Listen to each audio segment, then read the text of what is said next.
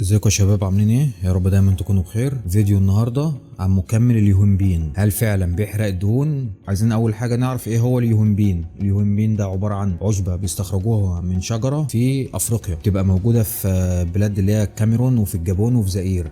شجره اليوهمبي دي فيها ماده كيميائيه اسمها اليوهمبين. اليوهمبين ده هو اللي احنا هنتكلم عليه النهارده. اتقال عليه كلام كتير جدا، واتقال عليه ان هو ليه فوائد كتيره جدا هنعرفها النهارده. اول حاجه نعرف فوائده في السريع كده. بيعالج الضعف الجنسي. بيعالج الضعف الجنسي ازاي؟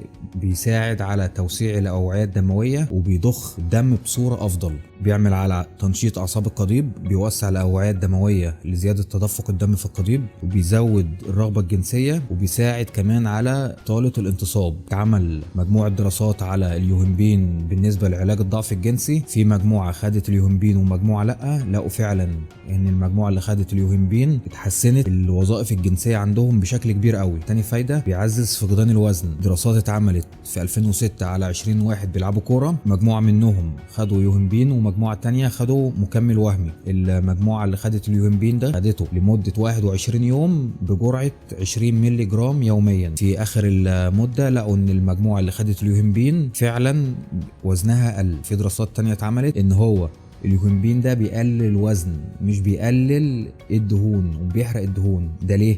لان من بعض فوائد اليوهمبين ان هو مدر للبول، بيخليك على طول عايز تعمل حمام، عايز تتخلص من الميه الزايده اللي في جسمك. فهو الدراسه دي اعتمدت ان هو اليوهمبين بيساعد على فقدان الوزن عن طريق ان جسمك بيفقد السوائل اللي فيه. ثالث فايده لليوهمبين اتعمل دراسات ان هو بيقلل الشهيه. بس خلي بالك الدراسات اللي اتعملت دي اتعملت على حيوانات، ما اتعملتش على البشر. بالنسبه لشركات المكملات ان هو بتبيعه بغرض تسويقي بتروج ان هو بيساعد على الاداء الرياضي وبيساعد على الاستشفاء وبيساعد انك تبقى مستواك احسن في الجيم. اتعمل على اليوهمبين دراسات كده عكس كده تماما، ملوش اي تاثير على اللياقه البدنيه او ان هو يرفع لك ادائك في الجيم او اي حاجه. يبقى احنا كده اتكلمنا عن فوائده. نتكلم عن الاعراض الجانبيه. لو انت زودت جرعه اليوهمبين هيجي لك زياده ضغط دم، هيجي لك دوخه، هيجي لك رعشه، هيجي لك تعرق، صداع. ده لو انت زودت في جرعته. طب احنا عايزين نعرف احنا جسمنا اصلا بيحرق الدهون ازاي عشان نعرف اذا كان اليوهمبين فعلا هيساعدنا ولا لا. انت جسمك بيحرق الدهون عن طريق اكسده الدهون. اكسده الدهون دي بتتم من الجسم بكذا عمليه وكذا طريقه، بس اهمهم حاجتين: ان جسمك بيشتغل على الالفا ريسبتورز والبيتا ريسبتورز. اليوهمبين بيشتغل على الالفا ريسبتورز. طب بالنسبه لليوهمبين العمر النصفي بتاعه قد ايه؟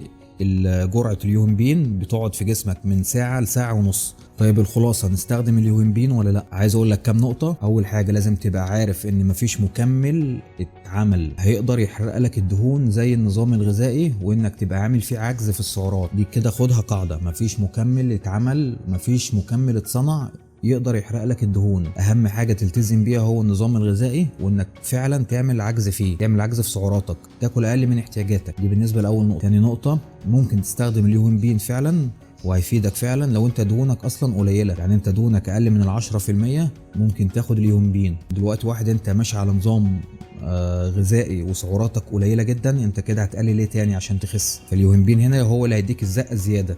انت كده اوريدي سعراتك قليله، مش هتقدر تقللها عن كده، ممكن يجيلك مضاعفات وتتعب. فانت اليوهمبين هنا هيساعدك ان هو فعلا يخلصك من الدهون اللي موجوده. اخر دهون اللي هو التاتش الاخير ده، الفينش الاخير، هو اللي هيقدر ينزلها لك. بس خلي بالك في كام نقطه كده برضو عايزك تبقى عارفهم بالنسبه لمكمل اليوهمبين. اول حاجه لازم تستخدمه لفترات كبيره، مش هتشوف النتيجه من اول اسبوع، انت على الاقل تقدير شهر عشان تبتدي تشوف النتائج. تمام.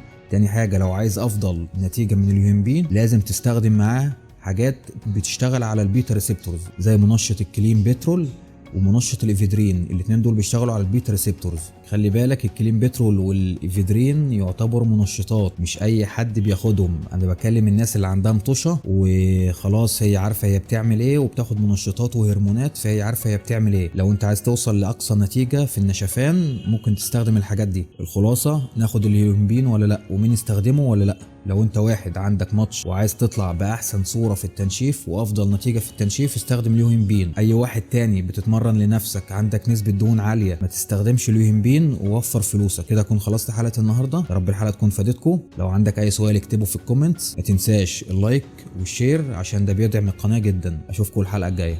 سلام.